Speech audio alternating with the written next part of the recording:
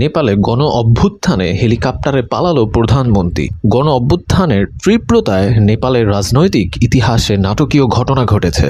রাজধানী কাঠমান্ডুতে টানা কয়েকদিন ধরে বিক্ষোভ চলার পর প্রধানমন্ত্রীর দপ্তর ঘিরে ফেলেন হাজারো আন্দোলনকারী। আইন শৃঙ্খলা বাহিনী ও সেনা মোতায়েন করেও পরিস্থিতি নিয়ন্ত্রণে আনা যায়নি। পার্লামেন্ট ভবন ও প্রধানমন্ত্রী বাসভবনের দিকে মিছিল এগোতেই নিরাপত্তা বাহিনী জরুরি পরিকল্পনা নেয়। এর মধ্যেই হেলিকপ্টারে ব্যবহার করে প্রধানমন্ত্রী দেশ ত্যাগ করেন। পদত্যাগপত্র জমা দিয়ে দেশত্যাগ আন্দোলনের চাপে বাধ্যতামূলক হয়ে ওঠে।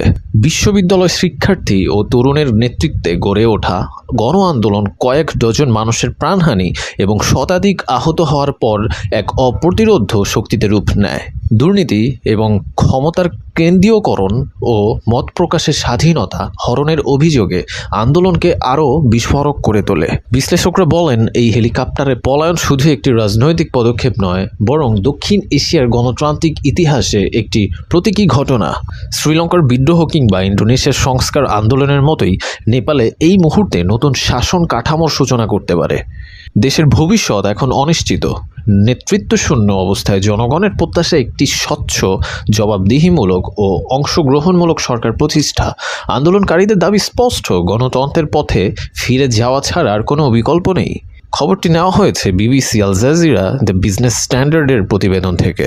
আমাদের ভিডিওটি ভালো লাগলে অবশ্যই লাইক করে পাশে থাকুন এবং শেয়ার করতে একদমই ভুলবেন না, সাবস্ক্রাইব করতে একদমই ভুলবেন না। ধন্যবাদ।